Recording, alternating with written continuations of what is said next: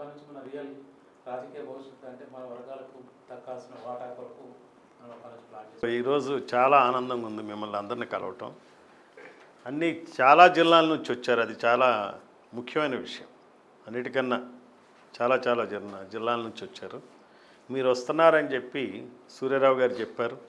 సూర్యారావు గారి సంగతి ఇంక మనం చెప్పక్కర్లా. ఆయన ఇక నిరంతరం ఈ కుల సంఘాలకు సంబంధించి అందరితో మాట్లాడటం, ఏం చేయాలనే చూస్తాడు ఆయన. మీ సమస్యలు ఒక్కొక్కటిగా ఇంకొక 6-7 నెలల్లో తీరిపోతాయని మాత్రం నాకు నమ్మకం ఉంది. కావాలంటే మనం ఒక బస్సు యాత్ర చేద్దాం, పెద్ద బ్యానర్లు పెడదాం. బ్యానర్లు పెట్టి కులాల పేర్లు బ్యానర్ల మీద పెట్టి మరీ వెళ్దాం చుట్టూ. అది చూసేటప్పటికి జనాలందరికీ ఇన్ని కులాలు ఉన్నాయా అన్నట్టు రావాలి, తెలియాలి వాళ్ళకి. సో ఏదో కార్యక్రమం మనం చేద్దాం. విజయ్ కుమార్ గారు ఉన్నారు. విజయ్ కుమార్ ఆయన retired DEO, district education officer. ఆయన కూడా అంతా కూడా మాకు ఇంకేం పని లేదన్నట్టు ఈ పని మీదనే ఉన్నాం. ప్రతి కులం ప్రతి నాయకుడిని కలవటం, మాట్లాడటం, చెప్పటం, ఇది తప్పితే ఇంకో పనేం లే. 24 గంటలు ఇదే పని. నేను ఎట్లా తీసుకున్నానంటే ఈ పెళ్ళిళ్ళకి కానీ దానికి వెళ్ళకూడదు అనుకుంటున్నాను. నేను ఎక్కడికి పెళ్ళిళ్ళకి వెళ్ళాలనుకోండి, మనం ఇప్పుడు చేసిన పని ఇది 3 గంటలు పడుతుంది. మనం ఒక పెళ్ళికి వెళ్తాం, రోజల్లా పోద్ది. దానికి ఖర్చు పెడతాం, వెళ్ళటానికి 2000 పోతాయి. కానీ మన సమస్య మీదకి 2000 ఖర్చు పెట్టుకోవడానికి పట్టించుకోం మనం. ఇది లోక కళ్యాణం మనం చేసేది. ఇస్లియే లోక కళ్యాణం ఇంపార్టెంట్ మనకి. లోక కళ్యాణం మనం అందరం బాగుంటే మనకి అన్ని రకాలుగా మనకి మంచిగా అవుతుంది. సో ఈ బిర్యానీ తిన్నట్టు వాళ్ళకి కూడా మనం బిర్యానీ పెట్టచ్చు. మనకి వాడు బిర్యానీ పెట్టట్లేదు, వాడే తినేస్తున్నాడు, మనమే పప్పన్నం తింటున్నాం కదా. సో మనం వాళ్ళకి కూడా పెట్టచ్చు. మన అన్నం కాజేసే వాళ్ళకి, దోపిడీ చేసే వాళ్ళకి మనం కూడా బిర్యానీ పెట్టచ్చు అప్పుడు. సో అది వస్తే ఇంత మీటింగ్ జరుగుతున్నప్పుడు ఎప్పటి నుంచో ఇది ఒక రకమైన కలలాగా మేము అనుకున్నాం. 2 నెలల నుంచి కళ ఇది వస్తుందా, చేస్తామా, కలుస్తారా, వస్తారా. మొన్న యాకూబ్ భాయ్ని చూసి మీటింగ్లో మాటలు చూసినాక నాకు ఆనందం వేసింది. ఇంత రెస్పాన్స్ ఉంది కదా, దీన్ని నేను ఎవరికి చెప్పాలా? నాకు తెలిసిన ఆయన ఎంఏ వహీద్. ఇప్పుడు మేము ఇక్కడ ఎట్లా చేస్తున్నామో జిల్లాల్లో మీరు లీడర్లుగా ఉండాలి. 10, 100 ఒకే రోజు రారు, ఎవరు రారు, ఒకే రోజు రాదు. ఇది నా ఆర్గనైజేషన్ 2 months పట్టింది. రజక సంఘం సర్పంచుల మీటింగ్ పెట్టాం రవీంద్ర భారతిలో. వాళ్ళందరూ 54 మంది సర్పంచులు వచ్చారు, ఒక 40-50 మంది ఉప సర్పంచులు వచ్చారు, చాలామంది వార్డు మెంబర్స్, 2000 మంది వార్డు మెంబర్స్ ఉన్నారు. వాళ్ళు 2000 మంది, దాదాపుగా 1000 మంది అటెండ్ అయ్యారు అక్కడ మొత్తం ప్రోగ్రామ్కి. మిగిలిన బీసీ కులాలు ఆ పాయన బులాయా उनको भी. हम कुमारी संगम मीटिंग भी होगा May 5th. आप भी आना है, देखना है कैसा काम कर रहे हैं हम लोग. यही काम प्रति जिला में करना है, प्रति करेक्ट है ना, हर एक जिला में करना है. ठीक है, करते तो मस्त मज़ा आएगा. गवर्नमेंट को मालूम हो जाएगा हमारे क्या ये एक्सट्रीमिस्ट ऑर्गेनाइजेशन नहीं है, कोई कुछ ऑर्गेनाइजेशन है और हिंदूज और मुस्लिम्स मिलके काम कर रहे हैं. क्या बोल सकते हैं? कोई ऑर्गेनाइजेशन में इंटेलिजेंस का काम भी किया ना, वो सोच लेगा क्या है वो डीजी है, वो क्यों कर रहा है, एक IFS ऑफिसर आ रहा है, ये पूरा लोग मिलके काम कर रहा है. कोई शक आ जाएगा हमारे ऊपर? कोई नहीं आएगा. सो हम इसका बात हर एक डिस्ट्रिक्ट में यही काम करना पड़ता. సో ఒక్కొక్క చోట 100-200ని పూలప్ చేయటం, చెప్పటం చేయాలి. ఏం చెప్పాలి పబ్లిక్కి, అది కూడా ఇంపార్టెంట్. పబ్లిక్కి ఏం చెప్పాలి? మన జనాభా ఎంత ఉందో అంతమంది ఎమ్మెల్యేలు లేరు కాబట్టి మన మాట వినేటోడే లేడు కాబట్టి మనకు కావాల్సిన ఆర్డర్స్ రావు. ఫర్మానా బోల్తే ఫర్మానా, జీవో, ఆర్డర్ నై ఆతే హమారే లియే. ఎవరు మనల్ని రికగ్నైజ్ చేయట్లే. మనం మనుషులం కాదు, మనం ఓన్లీ ఏదో ఆ పింఛను అవి ఇవి ఇవ్వటానికే మనుషులు. అదర్వైజ్ మనకు కావాల్సిన వర్క్స్లో వాళ్ళు ఏం పట్టించుకునేది లేదు. సో మన మనుషులు ఉండాలి, అసెంబ్లీల్లో ఉండాలి. మనం ఎంతమంది ఉన్నాం? 100కి 13 మంది ఉన్నాం. మనమంటే ఎవరు? ముస్లింలం. 100కి 13 మంది ఉన్నారు. బీసీలు ఎంతమంది ఉన్నారు? 100కి 52 మంది ఉన్నారు. అది లెక్కలు ఎక్కువ తక్కువ వదిలేం. అసలు 13 కన్నా ఎక్కువ ఉన్నారు అనుకోండి, 52 కన్నా ఎక్కువ ఉన్నారు అనుకోండి బీసీలు.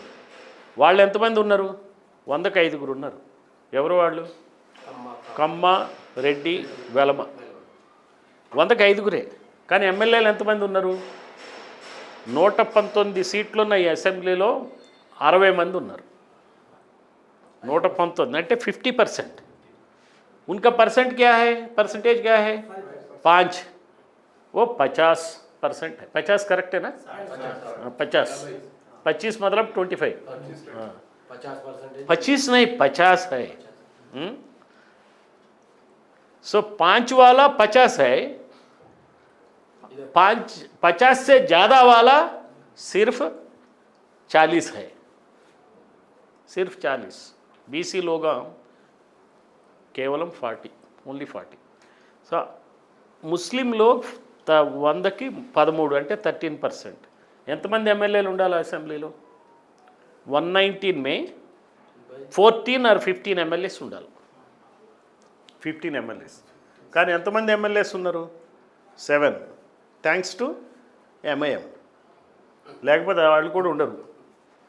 సరే, కానీ ఆ 7 కానీ మనకు ఆ 7తో పంచాయతీ లేదు.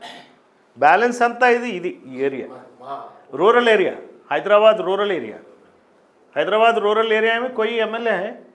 कहाँ भी है? हाँ, करीमनगर में, बैंसा में, वरंगल में, खम्मम में. फिर क्या कोई एमएलसी है? एमएलसी देने में क्या एतराज़ है उन लोगों को? बोलिए, कोई होता है? एमएलसी दे सकते ना. खम्मम को एक एमएलसी दे सकते, करीमनगर को एक दे सकते, वरंगल को, बैंसा को देते तो क्या हो जाएगा? वो लीडर ఆ చుట్టుపక్కలంతా తిరుగుతారు, మాట్లాడతారు. అరే మీకు గారడి సర్టిఫికేట్ రావట్లేదా, నేను కలెక్టర్తో మాట్లాడతారు, వెళ్తారు, చెప్తారు. అంటే మంది కూడా అట్లనే ఉంటుంది. మన సమస్యలు వాళ్ళు మనం ఎప్పుడు కూడా మన సమస్యలతో చస్తుండాలి. వీడి సమస్యలతోనే వాడు తిరుగుతుండాలన్నమాట. వీడి సమస్యలు పరిష్కరిస్తే వీడు మనకు సమస్య అవుతాడు. అర్థమైందా?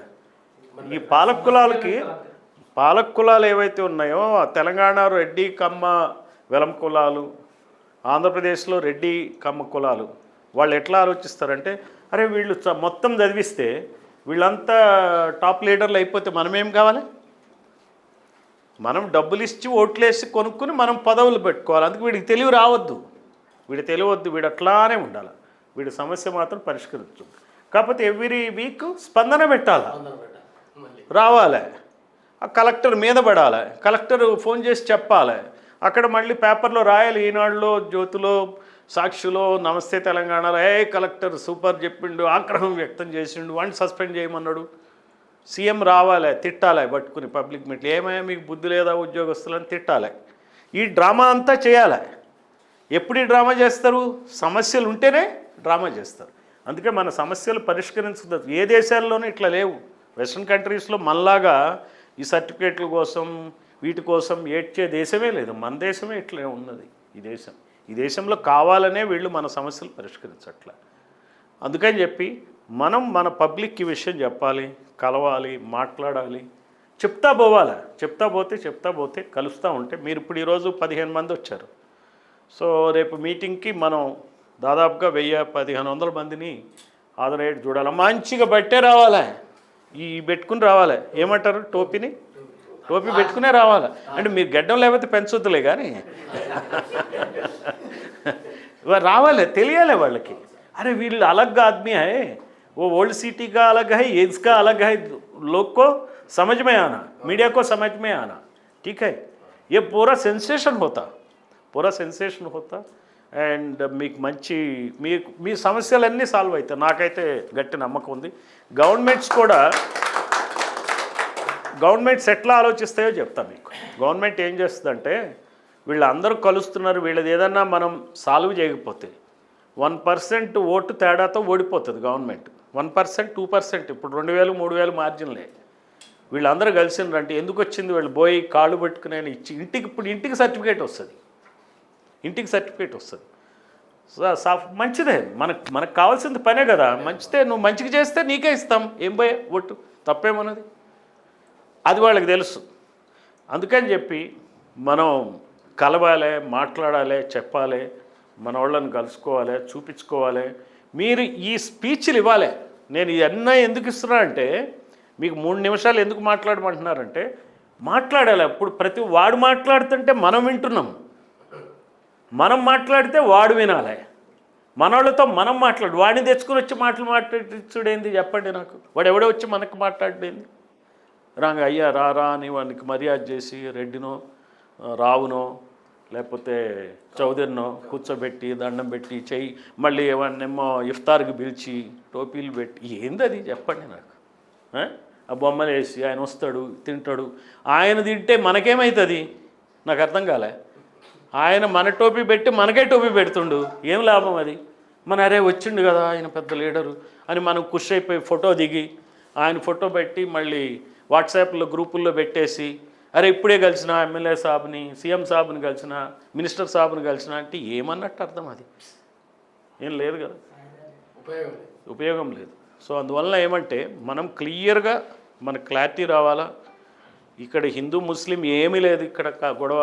ఇక్కడ గొడవ అంతా కులాల గొడవే. ఈ 2-3 కులాలే మిగిలిన వాళ్ళని చీల్చి వాడుకుంటున్నాయి. బీసీలకి రిజర్వేషన్లు ఇవ్వాల. ఏమన్నా అంటే బండి సంజయ్ ఏమన్నాడు, ముస్లింలకి ఎట్టిస్తామన్నాడు.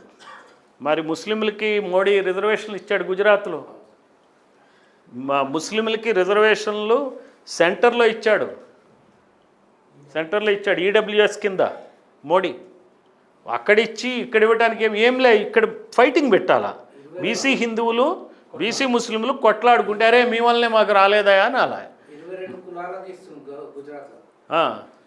అది చెప్పాలి. చాలామంది తెలియదు ఇది. మేము బండి సంజయ్ అన్నాకనే మేము వరుసగా తీసినాం, అప్పుడు తీస్తే వచ్చింది. అక్కడ అన్ని చోట్ల ఇచ్చి ఇక్కడ ఏంది కదా. అందువల్ల బీసీ హిందువులకు శత్రువులు ముస్లింలు కాదు, క్రిస్టియన్లు కాదు. ఎవరు శత్రువులు బీసీ హిందువులకి? ఓసీ హిందువులే శత్రువులు. ఓసీల్లో ఎవరు శత్రువులు?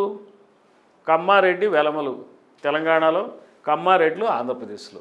సో హిందువులకి శత్రువులు హిందువులే. ఇది చెప్పాలా, మీరు మాట్లాడుకోవాలా. ఒకటి ఫ్రెండ్స్ ఉంటారు కదా పిల్లలకి, యూత్కి మనం ఇవి చెప్పాలా. సో ఈ రకంగా మనం మాట్లాడుతూ పోవాలా, చర్చించుకోవాలా. ఇక్కడ మనం కలిసి మీరే కొన్ని సలహాలు ఇస్తారు, ఈ మీటింగ్ కానీ నెక్స్ట్ మీటింగ్ కానీ, అవన్నీ కలుపుకుని మనం పాలసీ తయారు చేసుకోవాలా. అసలు స్పీచ్లు రాసుకుని 2 పేజీలు స్పీచ్లు రాసుకుని చెప్పటం మొదలుపెట్టాలి. చదవాలా, అది చెప్పాలా, ఇదే లెక్క. అట్లా పోవాలా, మాట్లాడాలా, ట్రైనింగ్ ఇవ్వాలా, యూత్కి ట్రైనింగ్ ఇవ్వాలా. యూత్ వెళ్ళి మాట్లాడాలా, వాళ్ళు చెప్పాలా. మనకి రాజకీయం కావాలా. ఇప్పుడు రాజకీయం వద్దనుకున్నాం మనకి రాజకీయం కావాలి. ఏదో తిండి ఆర్థికమే కాదు, రాజకీయం కూడా కావాలి. రాజకీయంగానే ఉంటేనే మనం అప్పుడు మన ఓటు అమ్మం. మన ఓటు చాలా విలువైంది కాబట్టి, అది షేర్ లాంటిది కాబట్టి, గవర్నమెంట్ అనే ఒక కంపెనీలో షేర్ లాంటిది ఓటు. అది మంచిగా వాడుకుని మనకు కావాల్సినవన్నీ సాధిస్తాం. ఇంతే. దీనికి ఏమి కత్తులు కటార్లు ఏమక్కర్లా, ఆందోళనలు అక్కర్లా, ధర్నాలు అక్కర్లా, ముట్టడలు అక్కర్లా.